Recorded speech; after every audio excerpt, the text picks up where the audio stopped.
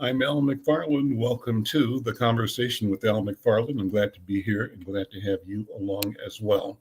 Wednesdays, we typically talk about business and entrepreneurship, about wealth creation in our community.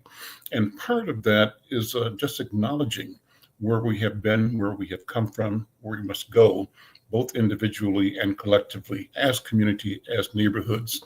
And I think the finest example of a space for that conversation is in the work of the Rondo community in St. Paul. Rondo is historic in many, many ways. And over the next couple of days, today, tomorrow, and Friday, we're going to have conversations with leaders, elders, activists, community people in Rondo neighborhood, all leading up to supporting the celebration of Rondo Days this Saturday in St. Paul. Well, I want to start today's program with one of the organizers and promoters of this Saturday's event, and that's Marina Neal. Marina, good afternoon. Welcome to the conversation. Good to see you, my friend.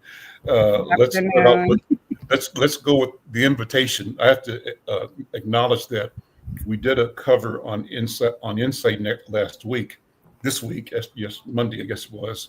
And the caption had the wrong date, so we're printing a correction. But I want to acknowledge that mistake. And when we make mistakes, we own up to them, and we ask people to understand it. And we do make the correction. So I'm making that correction now as well. So let's do the invitation first of all, date, time, place, event, and talk about it from that point on. Hi, Marina. Hi, thank you for having me, and thank you for the work that you do, Mr. McFarlane. I know you and your family have been holding it down within the community for many years, and thank you as a West Indian, Caribbean person for doing your part as well, whether it's with this event or Carry Fest or anything else that happens within our Afro-Caribbean community. So your flowers, of course. So Rondo is happening again Saturday, July 19th at the Martin Luther King Center in St. Paul off of Kent. And Marshall. We're actually activating a few different spaces, so it's not just the MLK side, but also the other side closer to Halley Q, where the kids zone will be. And so it goes from 12 p.m. to 7 a.m. The board has been working 7 a.m., 7 p.m. At 7 p.m. Sorry, thank you. My turn. The board has been working nonstop from last year to make sure everything happens for this year. And it's a small but mighty team. And so I have had the honor to do the admin stuff behind the scenes and kind of make sure we are staying on track as far as food vendors and table vendors and all that good stuff, making sure everybody have their credentials and their licenses and all that. And I'm just so excited. I am a Rondo transplant baby. I am from a legacy family of Rondo that is off of Carroll and Fisk. The actual commemorative plaza is right behind our family houses. I'm a Neal, proud to be part of the Neal family. So this touches really close to home for me. It was the first event that I saw when I came to Twin Cities outside of Carry Fest. And so it's an honor to be part of both events in different capacities because it really does bring our communities together and expose what happens in our African American and Afro-Caribbean communities. So it's an amazing event. Last year was outstanding. To bring it back after we were on hiatus due to COVID for so many years. I just want to say shout out to the team because it was flawless in every capacity possible. So really proud of our team. I've got a picture of the website we can pull up. We can pull up the website, and that picture kind of gives you an idea of the energy that was there last year. And that's MC Light, I believe, right? It is. It was Light, and we had Rakim there, not to mention so many amazing local artists like Juice Lord, and Danny Gibbons was on stage, Black Madonna. Diggy was DJing, Glow. So y'all making sure to also have the hometown talent represented. Louis Blaze was in the building. It was outstanding. So many amazing vendors, so many amazing food vendors, and just a peaceful event. It was like the family reunion again, right? So it must have felt really, really good, especially coming out of COVID, where we were all distant and unable to be together. In the way that we are together as community. So this picture, to me, this is one of those classic pictures where a picture is worth 1,000 words, and you can look at the faces of the people and the energy and see people involved, engaged, taking pictures, It's Yes. wonderful, wonderful image, I think. But tell me about the feeling last year. For me, I think the best feelings was seeing Mr. Floyd Smaller and his family smile so many times. Gail Smaller, I have some behind the scene photos of like the Smaller family, just really the pride, and you're seeing that legacy transfer over. And I know that was a big vision for Mr. Smaller, is to just make sure that this event continued to elevate the Rondo community, Hmm. and continue to reinforce what we do as Black people in our community and in Minneapolis and in Maple Grove and everywhere we are sprinkled small but mighty forces. So for me, behind the scenes was important to see the smaller family, the legacy families, to see up in the senior brunch, see them looking over, because we wouldn't be here if it wasn't for our elders and That's them right. investing this time and energy since 1986, right? Um, it was also really good to see the Black families from St. Paul Hmm. come up. I don't know a lot of family names in Minneapolis because I reside in St. Paul, but just see those Black families come up and be like, you know, just thumbs up. You can't necessarily have a conversation because I'm behind the scenes, I'm at the board tent, I'm making sure vendors have they want, but just like, yo, we'll talk to you later. This is amazing. Hmm. And even cleaning up. The next day I went back just to check on things, and there was a couple things left in the rain. And it was amazing to see our team at the end. We were there from the night before, setting up, Nick, myself, Tremaine, Gail, physically setting up, and just going back to make sure I had my teams back and know that, like, from A to Z, it our hard labors of love for the 12 months before and the 40 years before that really was injected, and continued to be injected. And so from the time I've been asked to be in this role, at first I started out as a host with KMOJ on stage, just thought I was going to host. That was it. 2019. That was it. Gail reached out and just really trusted us to make sure we were following the legacy's mission, basically, of Rondo Days. Well, let's keep inviting people again, reminding people that Rondo Days is this Saturday coming up, July 19th. Right. From Oh my gosh, you see that? It is next Saturday. Yes, it's so close. It's here. It's Yeah, here. it's here. And we're Yeah, ready. yeah. Almost. I said this Saturday, but next Saturday is the Yeah. right word, right? Yes. Yeah, yeah, Depending on when you watch the show, July 19th. yeah. Yeah. Depending on when you see this show, Yeah. exactly.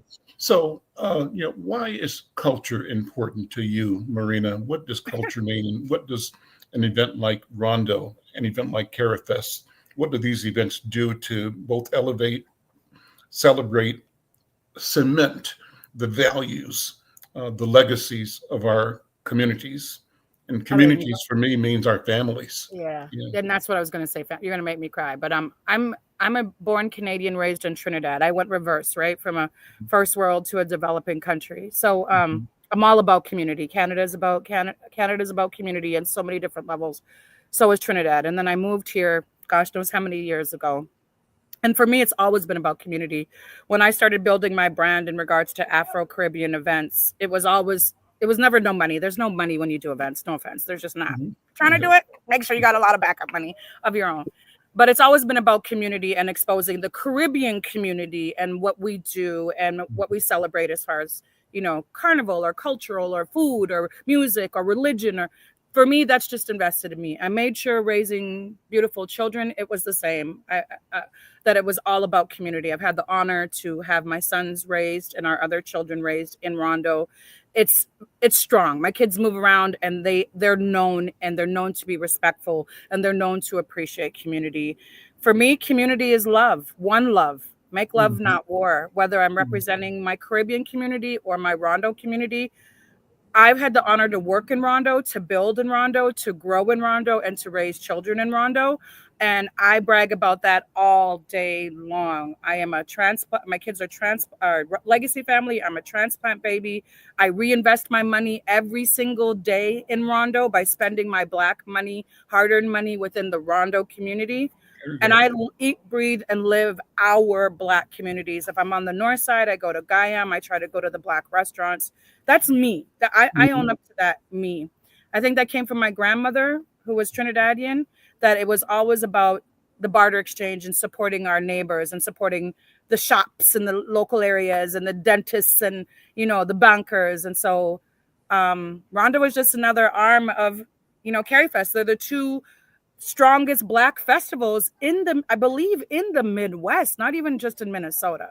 Awesome. So it's an honor to be involved as a volunteer on either end of it. It is really, it really is. And to just, you know, another thing about Rondo is you, with the vendors that come out, they are 99.9% people of color. And even the agencies that are signed up, they have people of color that are in those employment roles. And so to even have our youth and our elders see that we are ensuring that vibrancy and that dedication is there, as far as a community and extended communities, I think that's another strong part of Rondo Days, is that also the representation, the boots on the ground is us, all of us, right? And we live by that. We do. Sure. Two things. One is, you mentioned you've got some photographs you took last year of the smallers. Send me those, because I'm going to be interviewing. I've been signed to NDA. I don't know if I can, but I'll Well, if they're I'll get available. permission. But yeah, no, some really good I'd like to show them, because we'll be interviewing Floyd Smaller on Friday. Yes. And so it'd be great to have those pictures there as part of that interview, if you can, or other pictures too. And then secondly, I was going to say, I think it's cool to list the names of sponsors. Oh yeah, we got that coming. Of vendors. Well, just throw some out right now, because I think anytime your name goes public, it's good PR. So, do you want me to pull up the list? First of all, name the attractions. What are the entertainment events, first of all, and then name some of the vendors and sponsors. Yeah, we're up and running from 12 to 7 p.m., right? So we're going to have a kids zone by Miss Mercedes, which was amazing last year. I'm not going to give it all away because we want people to come, okay? But she's doing some unique activations with that. I believe she's also going to have the Double Dutch crew there as well. And then within the kids zone, we have the vendors that will, the vendors that kind of go up to that to make sure it's appropriate and everything's flowing, whether it's the food vendors as far as AJ's ice, what is it called? Snow cones, or some of the different table vendors that will be. Pet Haven's going to be there. There's going to be this the museum, Children's Museum, that's going to be close. The Black firefighters will be also close in that zone. So that's going to be on the side that's closest to the freeway. So I guess we'd call it the Halley Q side, right? And then as you come up towards the MLK side, you're going to get closer to more seasoned, more 18 and up type of vendors. Everything from Deed, mental health is going to be there.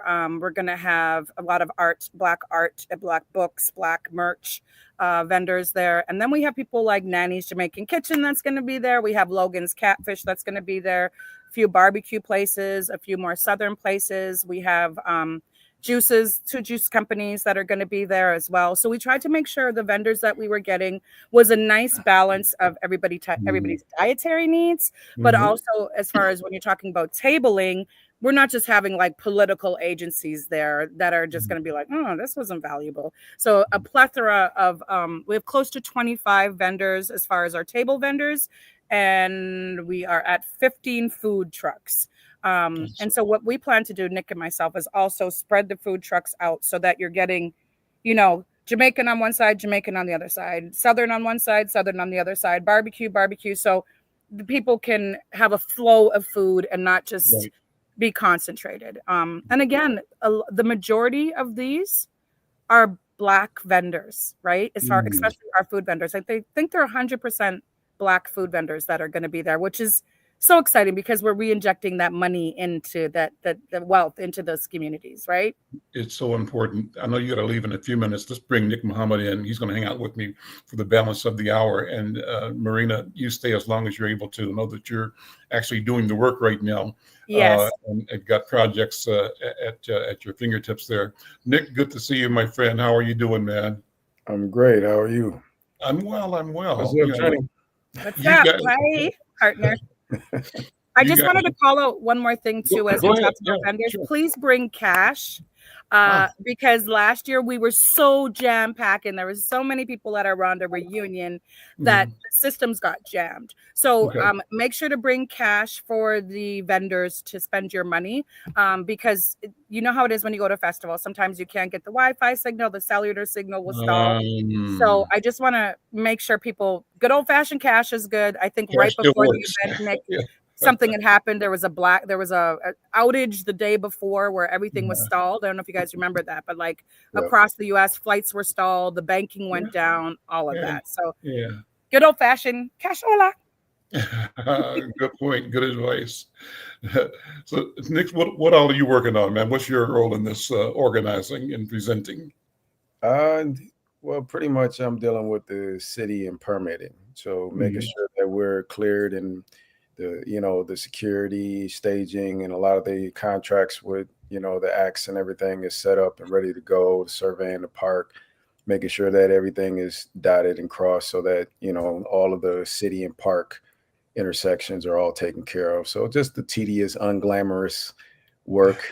Shout out to the city of St. Paul and Parks and Recs. They make it incredibly manageable for me to do what I need to do, and they're very comprehensive. So, I've seen some of the communications, like from the city hall, where they have listed sound variances mhm. requests, and people don't think about that, but every little detail Yeah, means something, and it's got to be taken care of. yeah. I think we were the first one for the city for this year. So Uh-huh. we were first in line, and the city took care of it, and it did what it needed to do. But yeah, I'm basically stuck on all the paperwork. me and Trini dotting I's and crossing T's and checking licenses all day. So All right, all yeah, right. And so you're a transplant as well. I know that you're not born in Rondo, but you certainly are a bona fide member of the community, and are raising family in the yeah. community. Talk about community. I mean, when you do this work, what's the feeling behind it that keeps you moving and keeps you believing, and also leads you to know that there is value that is enduring, that is transcendental, and that really transcends our lifetimes? This is really bigger than us. This is about, what happened before us, and it's about what's going to happen when we're gone, and what role we had in that evolution and building towards freedom for our people and for humanity. What do you think? Well, what comes to mind is the beauty of legacy for me, and I was a transplant from Indianola, Mississippi, same little town BB King was born in, home of the blues, and for me, um, Rondo was the first space that I was in Minnesota that made me feel like I was back home in Indianola. And Mm, what specifically it was that made me feel that way was looking around the neighborhood at all of the black faces that were my neighbors and schoolmates, and being able to walk up and down Sylvia Avenue and go to Mr. Tillman's Market, Mrs. Fletcher's grocery store, Earth's Beauty Supply, and see all of these black businesses in real time that were owned by families that lived right in the neighborhood. So for me, the beauty of that legacy and the community, allowing me to come in and essentially adopted me and my family, is a powerful sentiment that I never forgot. So for me, to be a part of this, I'd love to continue that work and, add to that legacy and make sure that I'm creating that same nostalgia and rooting people in some of that legacy and even the legacy around though before I even got here, of the entrepreneurs that were lost, the homeowners that were lost, the intellectual giants, community members that were all a part of making Rondo what it was, is a powerful legacy in of itself, a beautiful legacy in and of itself, and that's what it represents for me. well, let's go back and review some of that, because I think it's easy to get caught up in the beauty and the joy of the festival and to not understand the details of why we're here. And so, Rondo is famous, like many towns are famous neighborhoods are famous around the country because it was a victim of displacement and government-oriented destruction of Black wealth. And talk about that. I mean, because, if we don't understand the movement before, we won't understand the movements that are underway today to continue to displace and devalue our humanity. Talk about the specifics. What's the story, the backstory?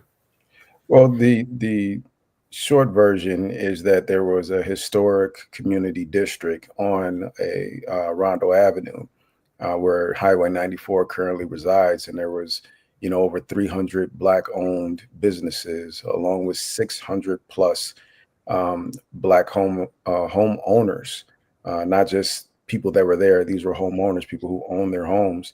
And the city of St. Paul, the state of Minnesota, decided to allow the interstate to come through and disrupt that entire corridor, displacing all of that intellectual, economic, and social capital and people and families to be uprooted and scattered, not only across the Twin Cities, but across the country.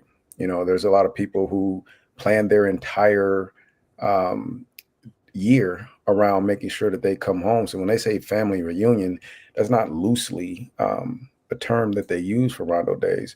Rondo Days, was commemorated by, the Coach Floyd Smaller, and Marvin Anderson later came along. But Coach Smaller had the vision and the foresight to say, look, we're not going to just go quietly and let this legacy be written off into the footnotes of history. I'm going to convene a space where we show just how large the community is, and I don't want to say was, but is, and give them a space to come back to this space and make their presence known, felt, and understood, and show that we're going to continue to thrive, continue to build. We're not going to lay down. We're going to continue to grow, and every year you're going to see how big these families that you uprooted have become, and how far the roots of Rondo have run, So for me, that was, just a very, again, a powerful legacy to be a part of, and to, it helps to drive the work that I do every day with, the Rondo board and the leadership of Gail Smaller, Coach Floyd's son. And it's one of the things that, I'm proud of every year. So I'm going to pull the video up again, or the website up again. Jared, put that up again. I have you kind of walk us through, because under it says like Discover Rondo. Pull that down a little bit and click on that tab to get a sense of what we're presenting. I go back up a little bit. I love the fact that the lead back further, the lead paragraph sort of summarizes, Rondo Days annual weekend celebration hosted by Rondo Avenue Inc., always held on the third Saturday in July in St. Paul, Minnesota, commemorating the legacy of the Rondo neighborhood. The festival has grown from its inception in 1982 to become the largest African-American sponsored festival in Minnesota, perhaps in the Midwest. The Rondo Days Festival features live entertainment, food, service, and merchandise vendors, and many other activities to keep our multicultural audiences entertained through the day. And the program invites the community to celebrate the rich cultural heritage of the Rondo neighborhood. Again, Rondo Days is next Saturday, July 19th from noon to 7 p.m. And we want everybody to talk about it, to be about it, to show up, enjoy it, because it's really a wonderful feeling. It's a great way. Let's scroll through some more of the website, because maybe we'll do comments on that. Jared, what's the other tabs on the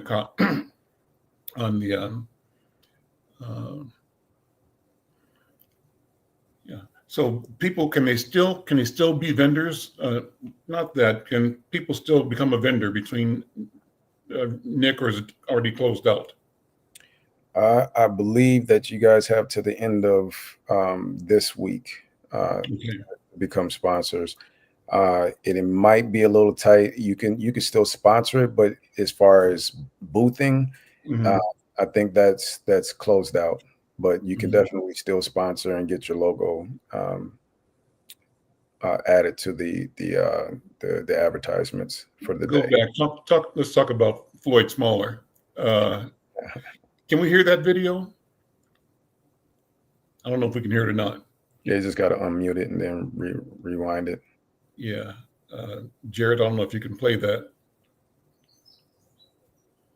so that we can hear it.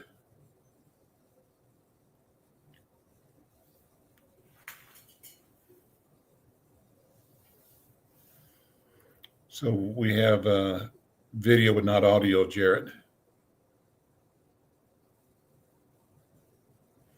So let me have, you've seen that a number of times. Why don't you narrate what's going on in that video? Put the video back up and let's have Nick just talk about, freestyle on what's happening in that video. Well, as Coach Smaller Jared. He's recounting the Rondo that he remembers. The people, the families, the feeling, and what rooted him.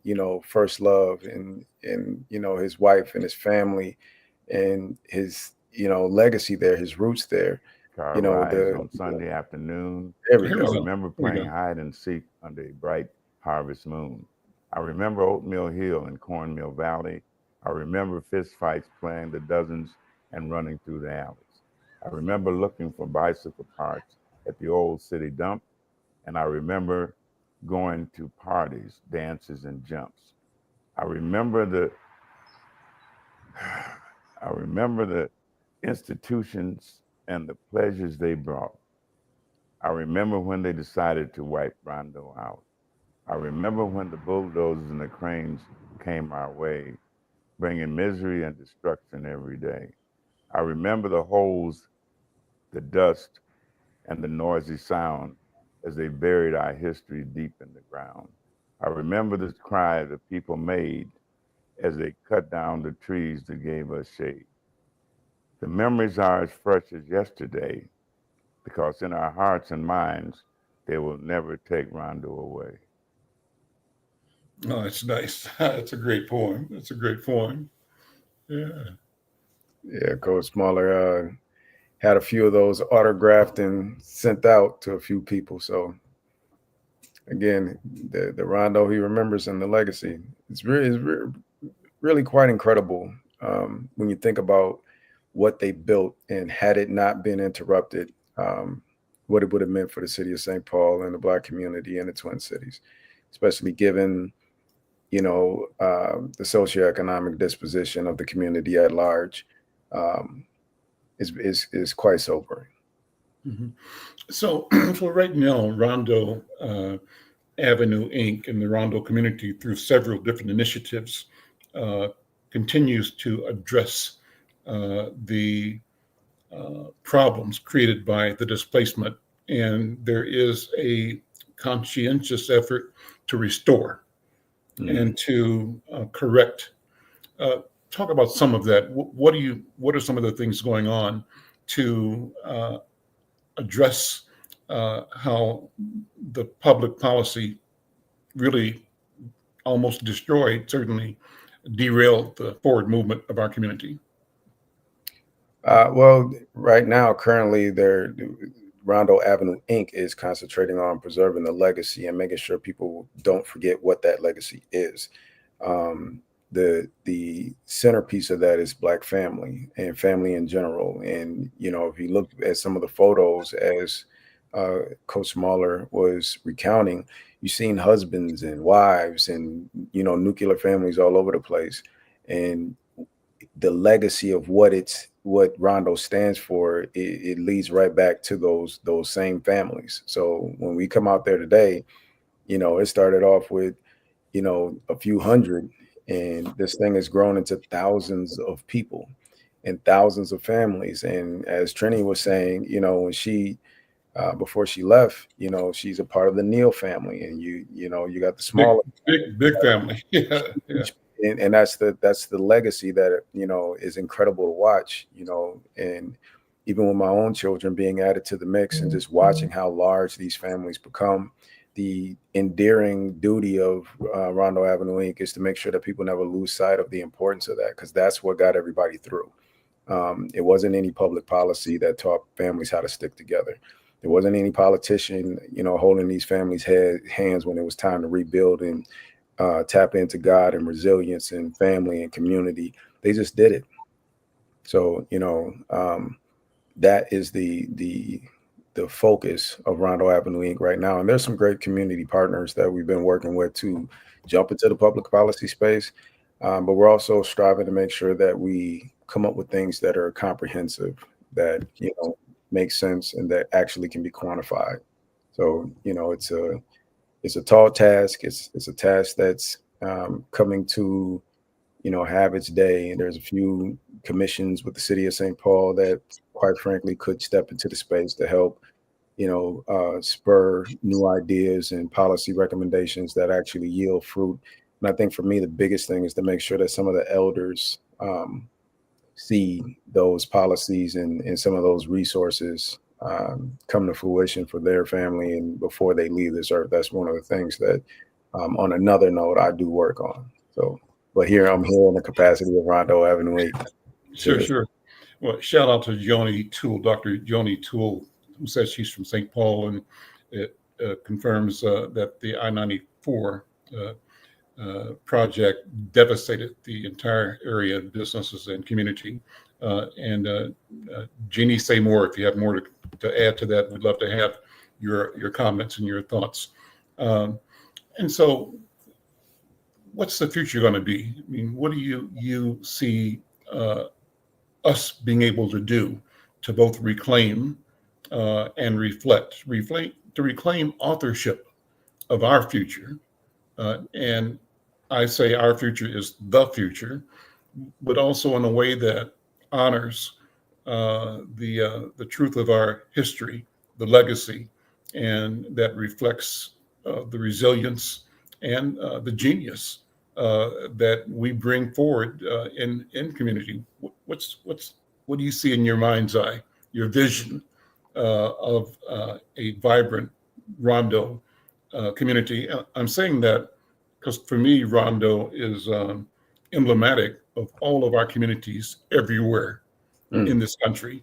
And to me, that's also emblematic of all of our people everywhere on the planet. So but this is local. Yeah. What is the vision? Yeah. Well, I would hope, and I can only hope because I can't predict the future, but I will say that I would encourage people to tap into their confidence in the legacy of family, particularly Black family for me. And don't underestimate the power of that. Don't underestimate the power of yourself. Don't underestimate your capacity for competency. Go out and become as strong as you possibly can, as competent as you possibly can. And don't let anybody tell you what you can and can't do and what you're capable of. And I would encourage the youth to have visions of the greatness, visualize it, and then go out and add your part. Go out and figure out how you're going to put your mark into the legacy of, Rondo, into the legacy of the communities and family, and be just as great as you can visualize yourself to be. And I think that's the thing from Rondo that I take the most, is that they never stop, having vision. They never stop working towards goals. They never stop being great. In spite of everything that happened with 94, there are some incredible legacies of the children of Rondo. I mean, the city of Minneapolis had its first Black mayor and woman at that.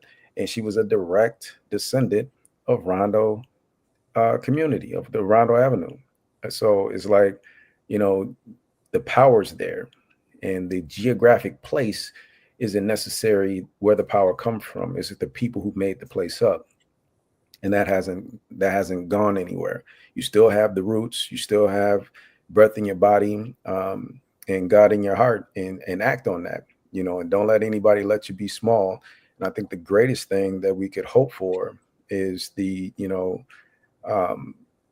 expansion of these families in a healthy way, the establishment of new innovative businesses from these families that, can employ other children and inspire other children for the next generation, and just taking it upon yourself to be one of those, pillars to pour back into the community and pour back into the legacy.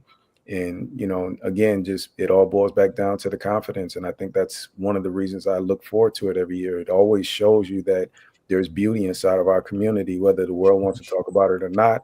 And just in case you forgot, come to Rondo Days, July 19th, MLK and Haley Q. Brown, and you'll see your people again, the legacy of these things, and just listen to some of the stories. And when you come, don't just stay to yourself. Talk to some of the elders you see around there, and you'll hear some of the most incredible stories and see some of the most incredible ties and bonds. But that's what I hope people take from this, and I'm just hoping and excited to see what the next generation is going to do with it.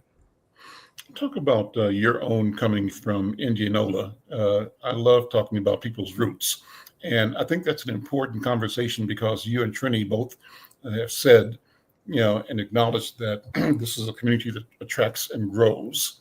And even if there has been a force of division through public policy that attempts to dampen the power we represent and that emerges with us and through us, we still I rise is the right phrase. We still rise as a people. And so I love the personalization of that. Talk about Nick Muhammad as an infant, a newborn in Indianola, Mississippi, and how that immaculate event evolves into the activism of today.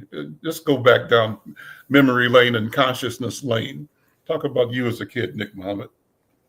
Well, Nick Muhammad as a kid was just I can't say just a kid. I now see how privileged I was, even in the midst of a city where, people would think there's a lot of poverty and all these other things, but that's not how people live down there. Mm-hmm. They didn't let the dollar in your pocket define the value and the ability to demonstrate character and discipline and resolve. So what kind of family were you born? What was the makeup of the family you were born into? So I'm the oldest of 5 children. My father was a military vet, and my mother was a good old Southern woman, and they were kids. They were in love. They had 5 children, and I was the eldest of those children, surrounded by grandparents on both sides, Nolan and Ida Bell Simpson, and, Charlie and Queen Johnson. Those are my all in Indianola? All in Indianola. Okay. And so for me, I just remember, birthdays. I remember getting spankings because, it was my birthday and my mom had the nerve to put me in an all white suit, and I was 5 years old. And to me, I didn't care nothing about that suit. You wanted the dirt. You looking for the dirt. My birthday. So I'm outside. I'm in the mud, dirt, playing in the grass. That thing looked like it was tie-dyed by the time I came back in the house. And I just remember, my dad cracking up, falling out. Like, what did you expect? He's 5. Those are my fond memories. And my cousins, riding on. We used to jump on top of barrels and see if you can keep your balance, and fires and all those kind of things. And the other thing that I took for granted was just how much we did there. So I had family that was at the post office. I had family who was in law enforcement. I had families who ran the local corner store. We had family that was still farming and producing, fruits and goods. Your name could be used at the store. Your family name could be used for credit at the store. And so, but when I came up to St. Paul in particular, I felt that same feeling going into Mr. Tillman's market. Well, so let's go back though, that neighborhood and that economy you were just describing. And you kind of mentioned this earlier, the lived reality is different from the narrative that is from the outside. And the narrative from the outside describes a community that is impoverished, incapable, almost irredeemable, and that gets what it deserves, right? Because of whatever. Talk about that dichotomy, how the world wanted to define, and what the intent and the purpose of those negative impositions were on our community in Indianola. and how, on the other hand, from within, there was a vibrancy that was undeniable and unstoppable? Well, I think for me, it was the first time looking back, I have the words to describe what I was looking at a little bit better now. And Mhm. so it was the first time I've ever seen the impact of like consumerism affect the esteem that one had for his own community. So we were perfectly fine until we started to contrast ourselves to the things we saw on television. Um, Mm, oh, we didn't have Rolls Royces, but we had cars that ran. And more impressively, we knew how to fix those cars ourselves. mhm, mhm. So it was like there was a rich culture of self determination that was embedded And that we self-reliance. exactly. And I noticed as like my uncles and aunts, there's basically two things to do in the South. If you're not doing arts, you're in the military or you're going to college. So as they got older and everybody branched out, they would go to the bigger cities, and be in the fast-paced cities where there was more material. And so being back home in the country wasn't as appealing as, going down Rodeo Drive or Grand Avenue or Harlem, uh, Right, right. and we thought that it was less than because it Mhm, didn't have as much material. But mhm. as I get older, I see a lot of people valuing the simpleness, the quiet of the South, and realizing that a lot of places is just a lot of noise. And it's not until you have a little bit of wisdom that you start to value your peace. And then when you look for that peace, the quaint, environment of Indianola, Mississippi is a place that just has that in abundance. So for me, it's like, looking back, I realized just how much consumerism played a role in us looking down our nose at it. And we spent a lot of time leaving and, oh, I'm going to be this big shot here and there. But now we're all fighting to get back to Indianola, and Mhm. just have that simple day on the porch, work our farm, and do all the things that we used to laugh at granddad and grandma for doing. And now you want to do it. Now you see. Now you see. I'm milling flour these days. When I tell you I laugh and I crack up so much, I sit back, I'm digging fire pits, all types of stuff. It's just, fixing on cars, just things that take me back to, my grandparents, my parents, and aunts and uncles. Did you live in the town of Indianola, or did you live in the country where Indianola was going into town? So both, because the town wasn't that big. Mhm, So the interior was only about 20 miles or so. mhm, So if you're in there, you're in there. And some of the country living was kind of impacted once we moved in, like Walmart and some of the bigger chains mhm.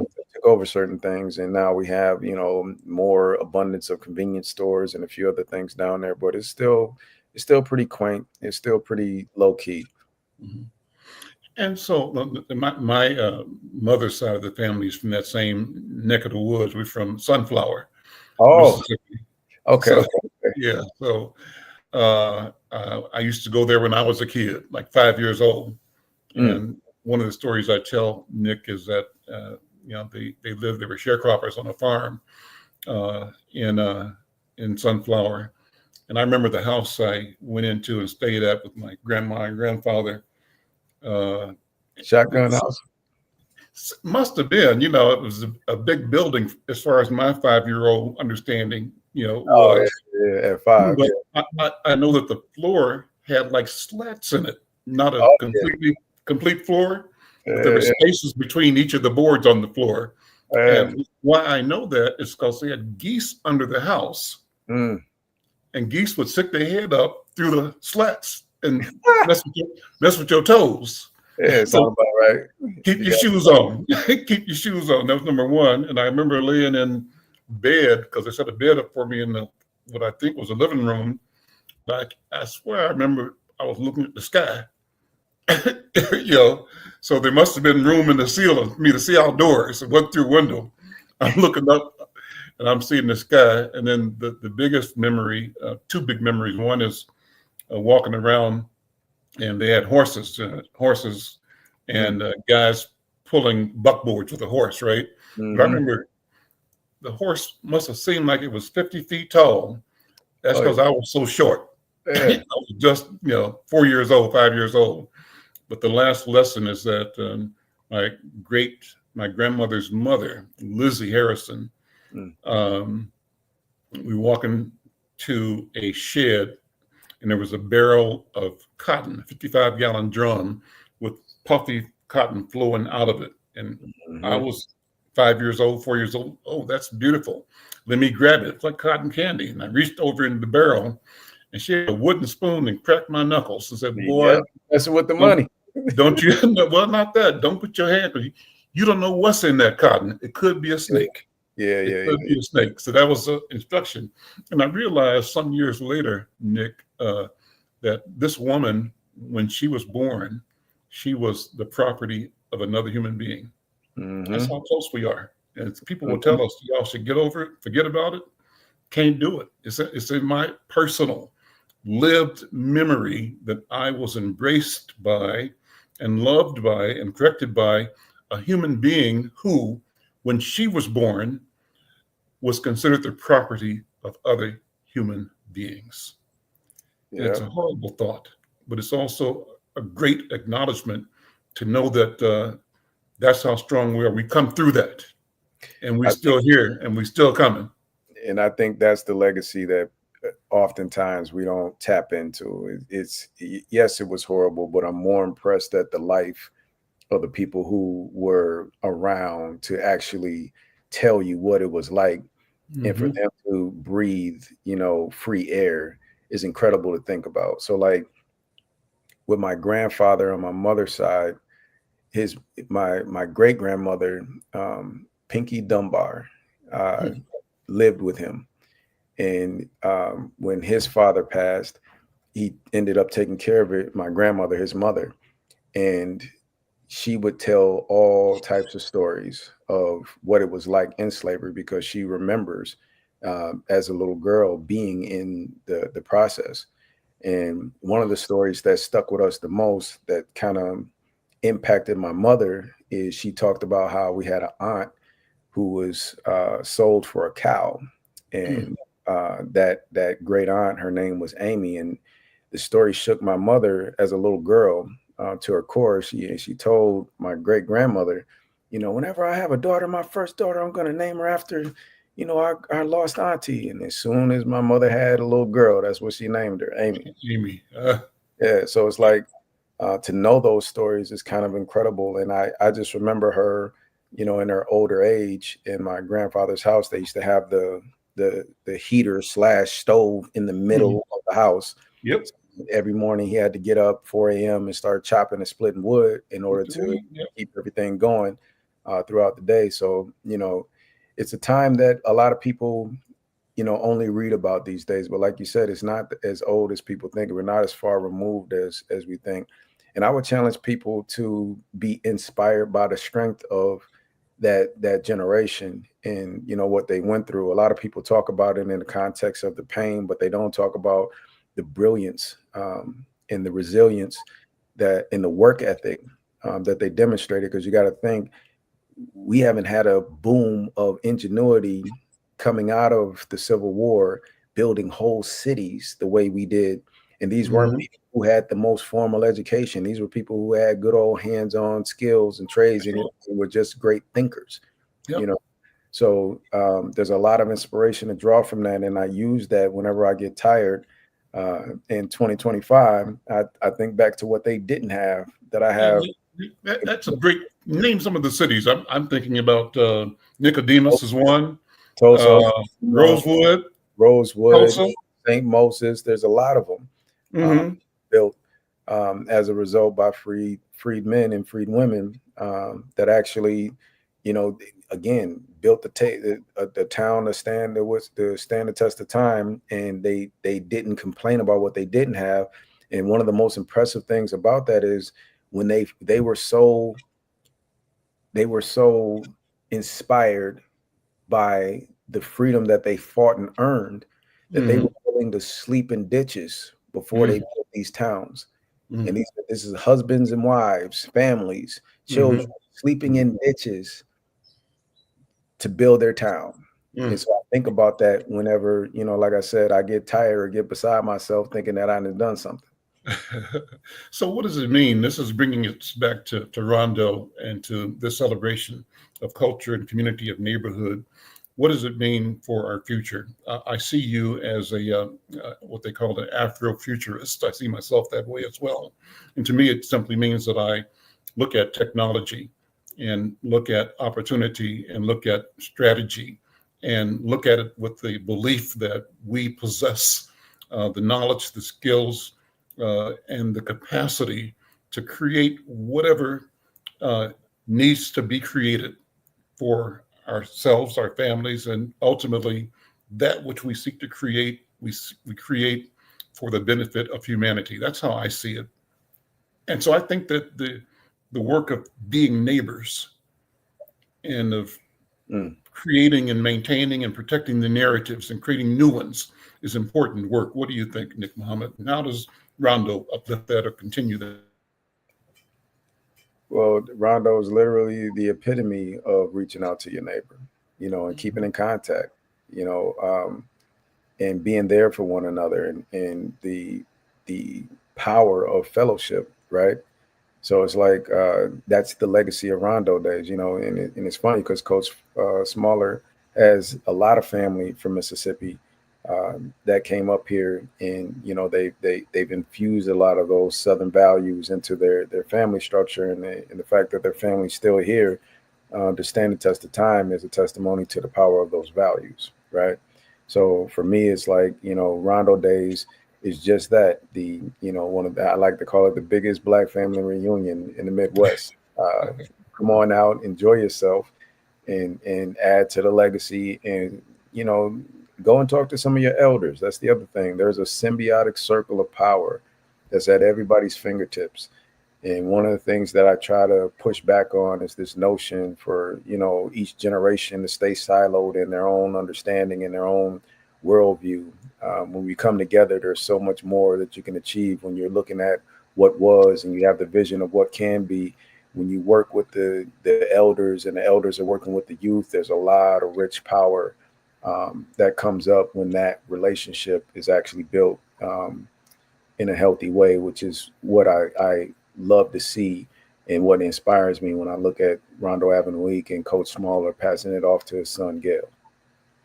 Well, you know, the story is amplified, a story about legacy and generational, when we also acknowledge, and we do this more and more, knowledge, excuse me, the ancestors.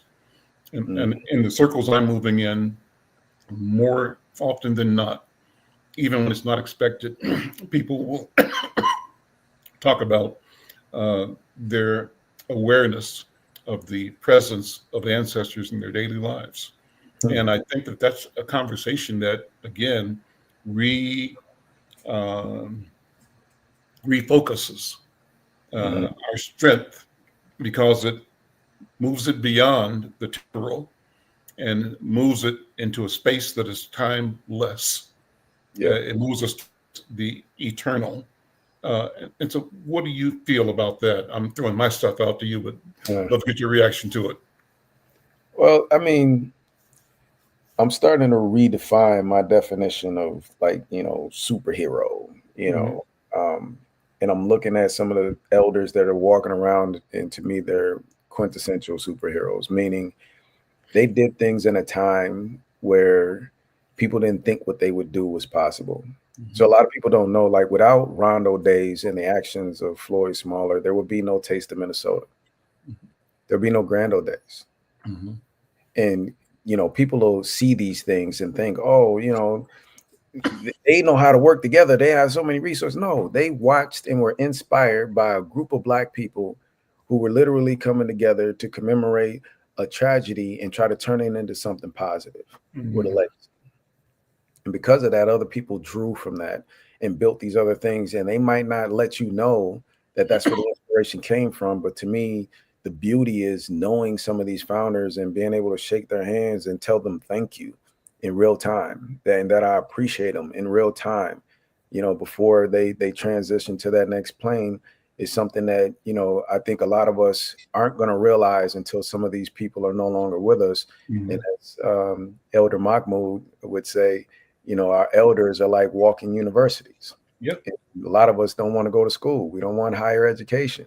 And we'll sit there and fight and do everything we can not to acknowledge them until you become the walking university and you want to help your youth and they get the same disposition that you did, and you have to watch them bump their head, you know, or take falls and things that you could have helped them avoid, and you realize that it's come full circle. So if you learn to give the respect to the elders that you're going to expect to receive as an elder, I think that that disposition will take us a lot further. And again, you know, just watching how Rondo Days was built and the legacy of Coach Smaller and his family has been something that's been pretty incredible to watch. Well, let's finish up with another invitation. Let's look at the day, Rondo Days. Here it is, the 19th. Go back up a little bit, scroll up a little bit. The 19th and at 271 McCubbin Street. Was it McCubbin Street? Okay. Yeah. St. Paul, 11 o'clock to 7. I think Trini said noon to 7, but midday to 7. Bring an appetite, though. You know, get there and get you some food, and the cheat code: bring you a lawn chair. You know, you're gonna want to chill and kick it. You know, and the elders, they already know. They come out with their lawn chairs. They ready to go, and we have the senior breakfast going on, or the senior brunch too. So you know, get into it. Shout out the entertainment again. What do you have for this week? What's on the schedule for this Rondo? So we have a plethora of local talent and, you know, some guest talent that's going to be coming. So we never rely on that. We just let people come, and if you come, you get a pleasant surprise. Like no one like him and MC Light was coming last year. That was just, you know, an added bonus to what was going on. But when the word got around, I just loved watching people come out and have a good time. And this year will be no different. So we have some great local talent and some great surprises. You just got to come and show up. Okay, well, that's it. Nick, thank you. We're going to be talking about Rondo again tomorrow. And about Rondo again Friday. I'm thinking that Friday is going to be Coach and Marvin Anderson, hopefully. Oh, wow. Okay. Two of the OGs, right? And to have them on board discussing community and others who are involved in the production and the maintenance of the spirit, the vibe, the work of Rondo community tomorrow as well. Well, let people know. If you're listening, send a tweet out or Facebook post or Instagram post and invite people to show up tomorrow at 1 o'clock for more information about Rondo Days 2025. Nick, thank you so much. I'll see you all tomorrow. I'm Al McFarlane. Have a great day.